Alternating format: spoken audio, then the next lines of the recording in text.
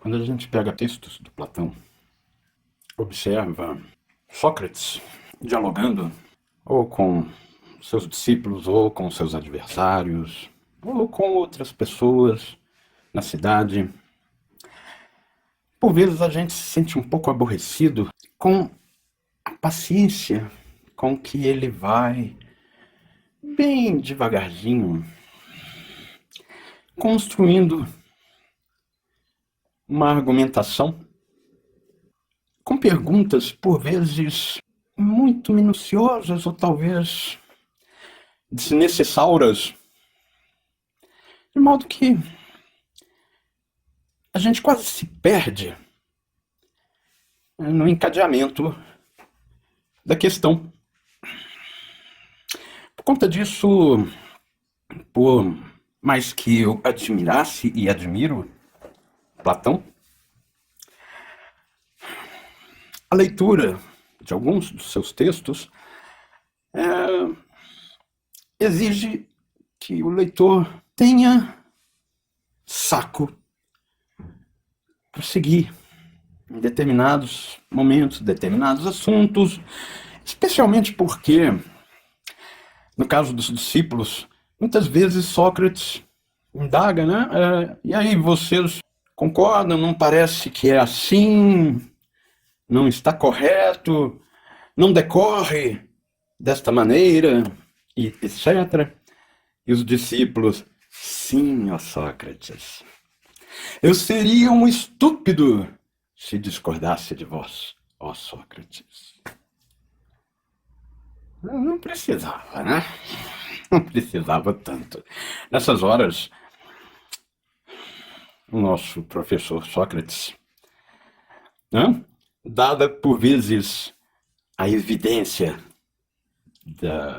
das afirmações, das questões, não precisava se deter tanto em averiguar como que vai aí o entendimento de vocês, porque há que considerar que os gregos antigos, os gregos, digo, né, a Grécia clássica, essa, ainda dispunha e cultivava na cabeça de cada indivíduo. Os indivíduos possuíam uma capacidade mnemônica, ao que tudo indica, muito superior à nossa, uma vez que ainda era aquela época em que cada um sabia recitar de cor, porque aprendeu com os pais, aprendeu com a comunidade e ouviu muitas vezes, e acrescentou um ponto, subtraiu outro, mas enfim, eles eram capazes não só de se lembrar dos nomes das pessoas, do número do telefone na hora, né? Vamos aqui discar, eu sei, eu me lembro direitinho qual é o número do meu amigo fulano.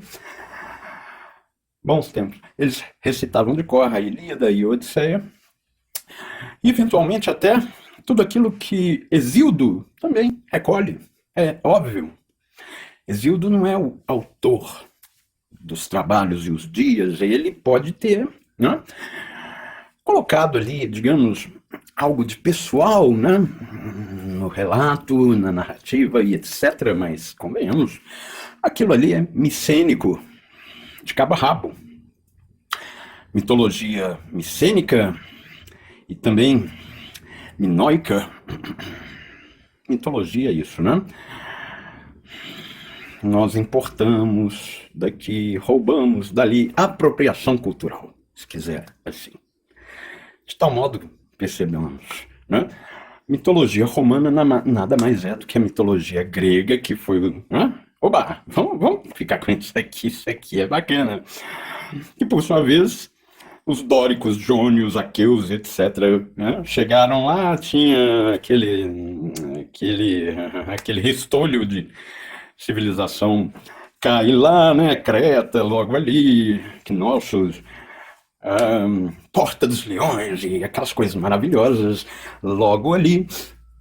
Vamos catar. E é curioso que os gregos tivessem o reconhecimento de que ali no panteão de deuses deles houvesse um deus que não era deles, né? Nada menos que Dionísio, o deus estrangeiro, como se todos não fossem,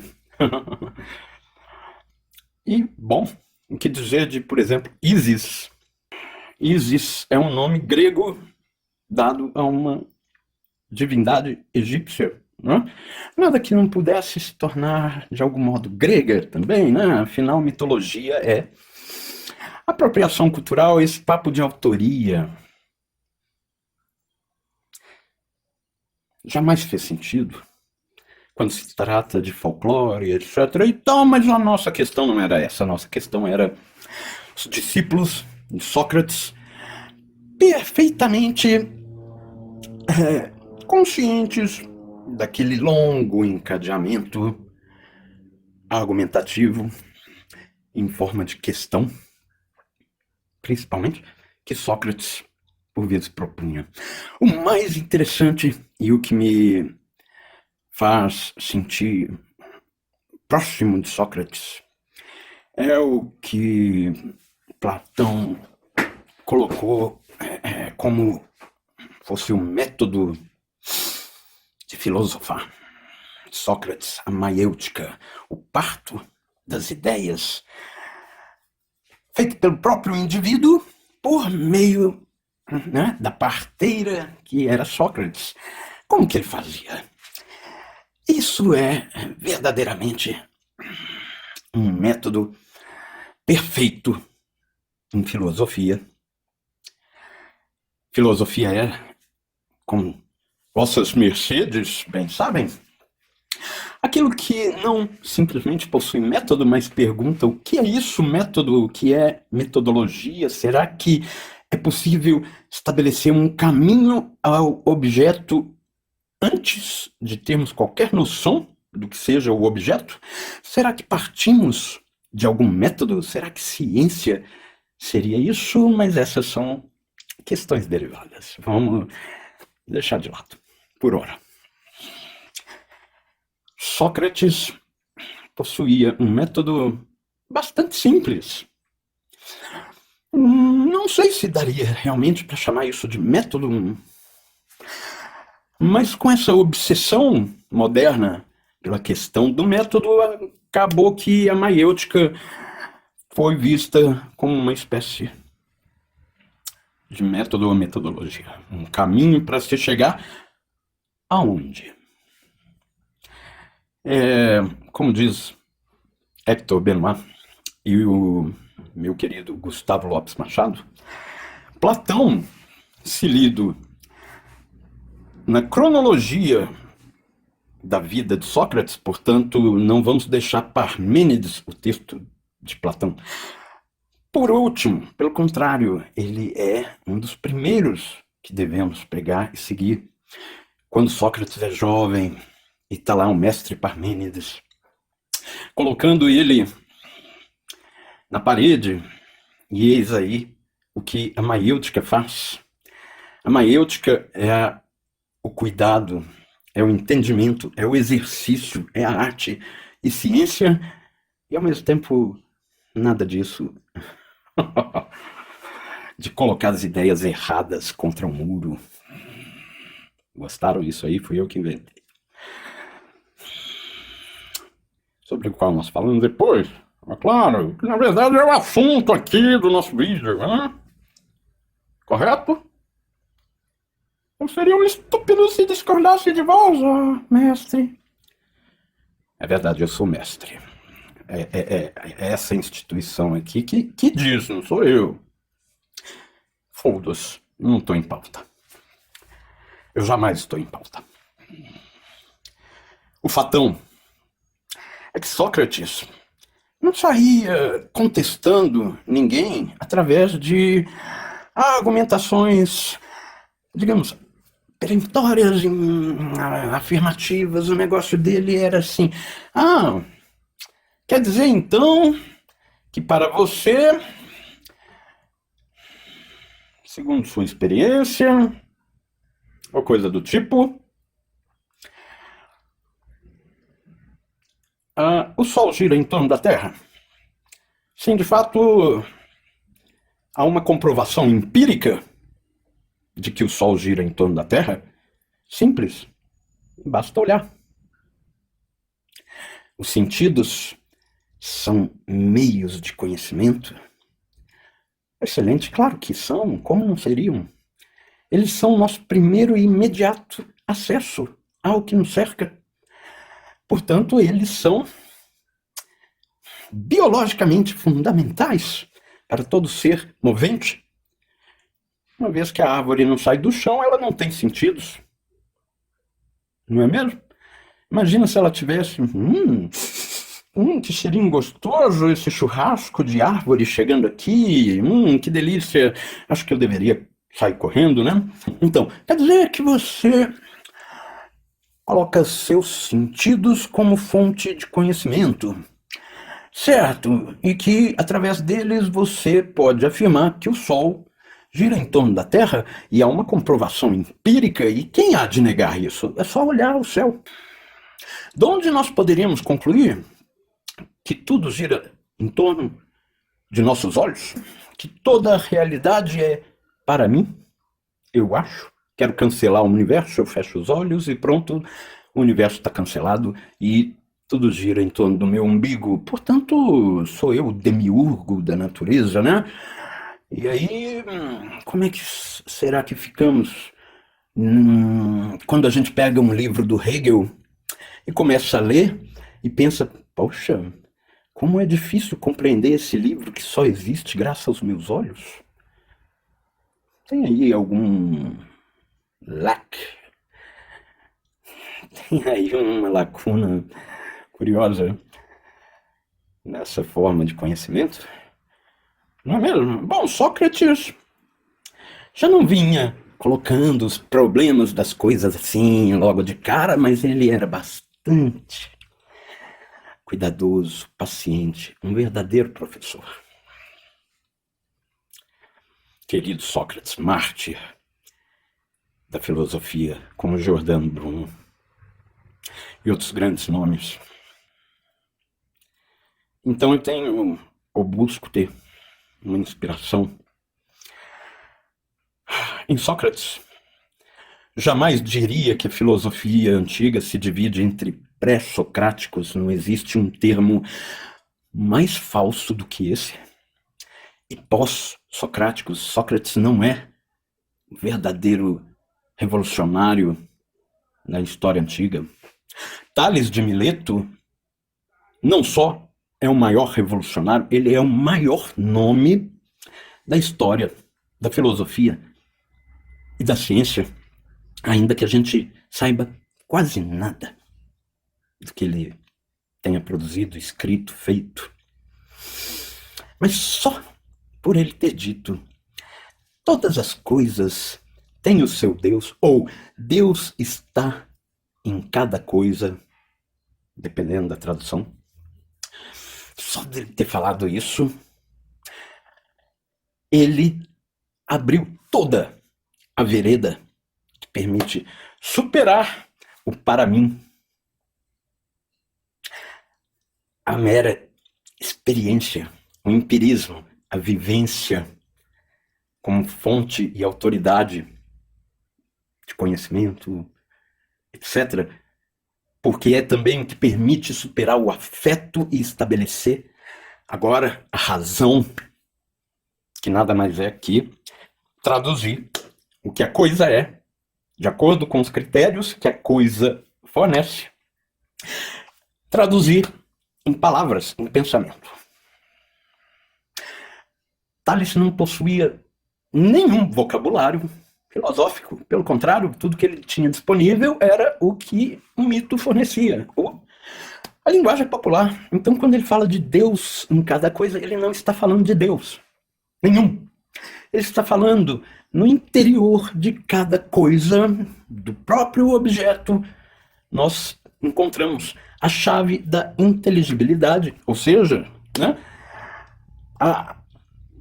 o código para traduzirmos em pensamento o que é a coisa por ela mesma, a realidade tal como ela é.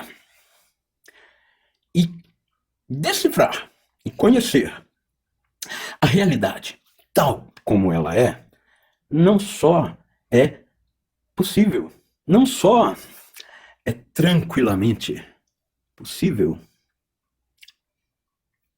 é uma questão de sobrevivência. Então, antes que alguém venha dizer, que arrogante, quer dizer que você conhece, você sabe o que é a realidade. Ora, meu filho, você vive na realidade e pretende que seja você e não a realidade quem apita, quem determina as coisas? Então é você o arrogante, o seu umbigo inflado, a sua vivência, a sua opinião tão valorosa. Por quê? Porque é sua. Que miséria. Who cares, man? É sua opinião. Porque na minha opinião, Deus existe. Você não está falando de Deus, você está falando de você.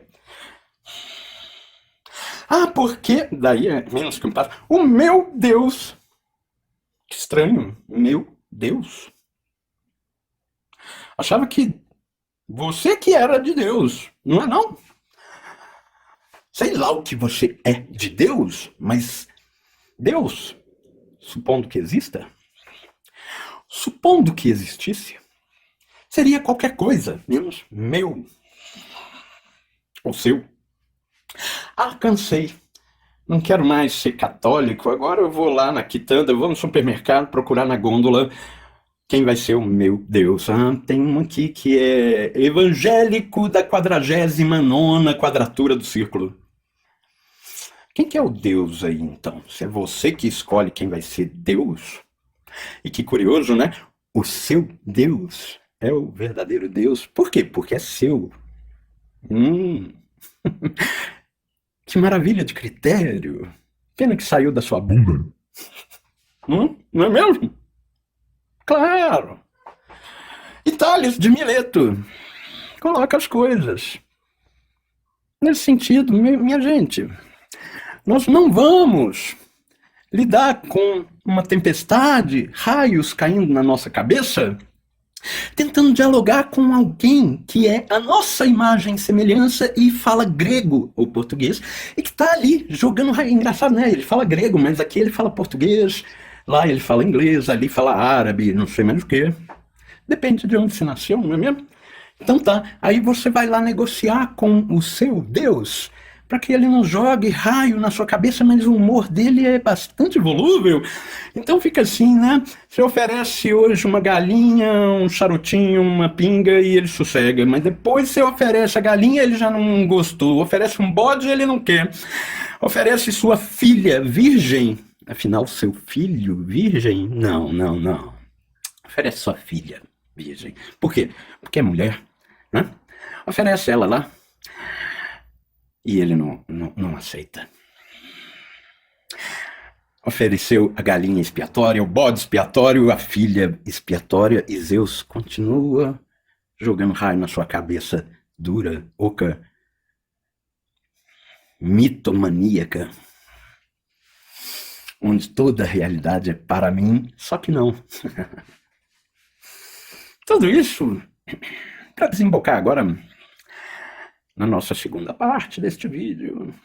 Eu devo ter esquecido de falar alguma coisa, não é mesmo? Você está perguntando para mim? Claro, tem mais alguém aqui, além de você? Não, estou perguntando para a cortina aqui. Seu burro. Pensando bem, eu seria um estúpido se discordasse de vós, ó mestre. Mas não é você o mestre? É verdade, sou eu, tá aqui. Então, como vossas mercedes já devem ter percebido, e eu não canso de alertar as pessoas, meus alunos, meus coleguinhas, o motorista do ônibus, o pessoal lá no manicômio, muito amigo meu, etc. Como eu costumo alertar, como eu sempre falei, como vocês já devem ter percebido, eu não estou em pauta. O que o senhor acha? O senhor está lá na Idade Média. Era um pronome de não sei o que, de respeito. Não, meu filho, eu sou você. Tá bom? Agora, o que eu acho não interessa. Eu não estou querendo ser grosso. O que eu acho não importa. O que eu acho é que eu deveria estar ganhando dinheiro fazendo essas coisas. Como disse o outro lá, oh, que conveniente, eu diria quase genial. Quando eu estava citando Horácio, parafraseando Horácio, nesse postzinho que eu deixei fixado ali, né? De ti fabula narratur.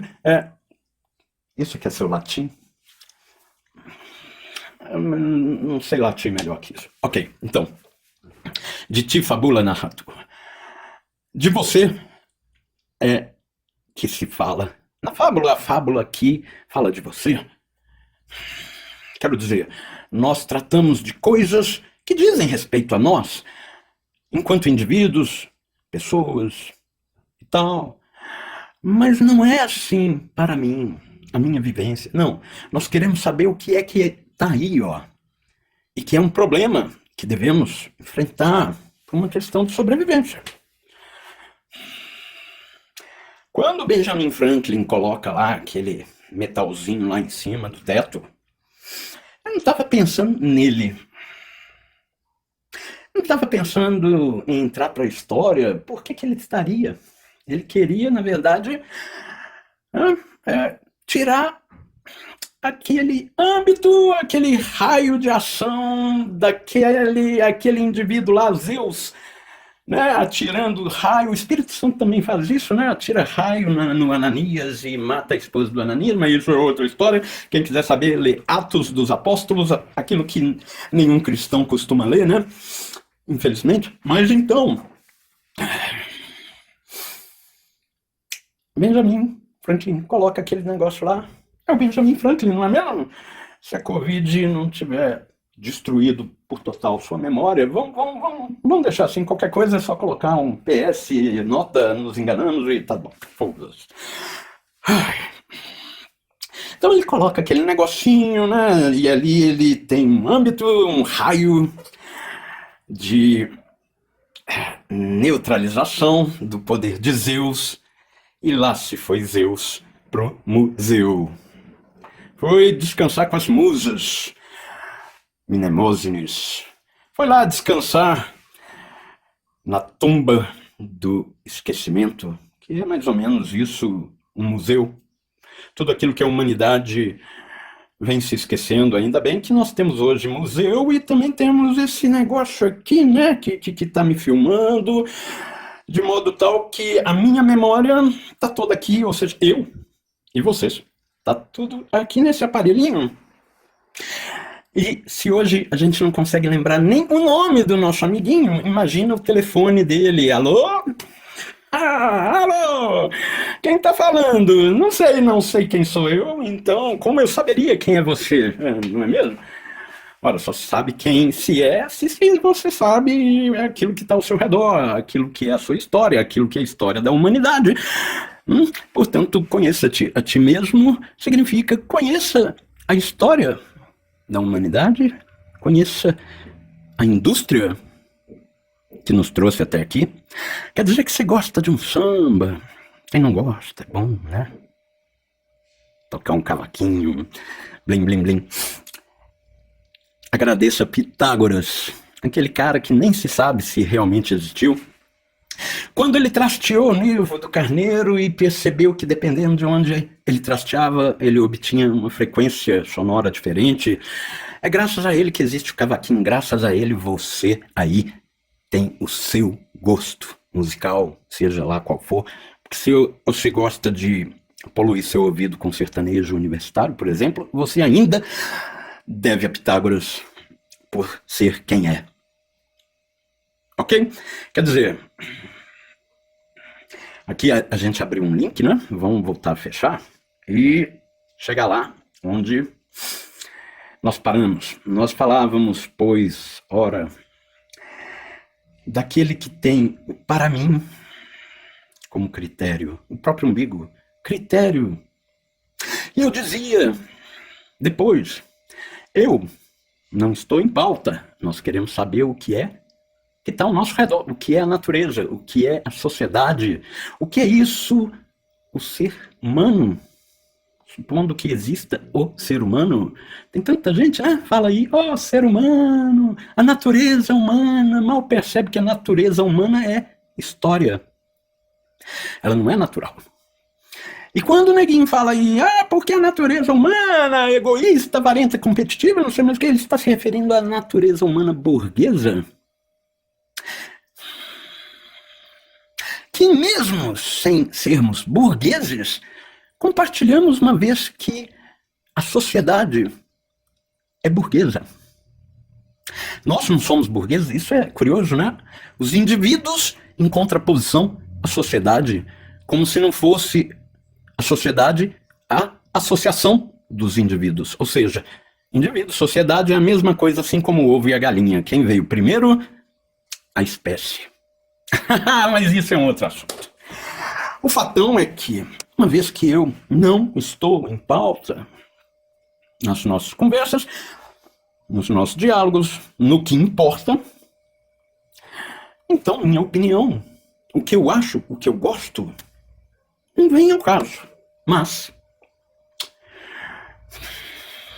como as pessoas são viciadas no individualismo burguês, esquálido, aquele que contrapõe indivíduo e sociedade e faz com que o indivíduo alcance uma soberania fictícia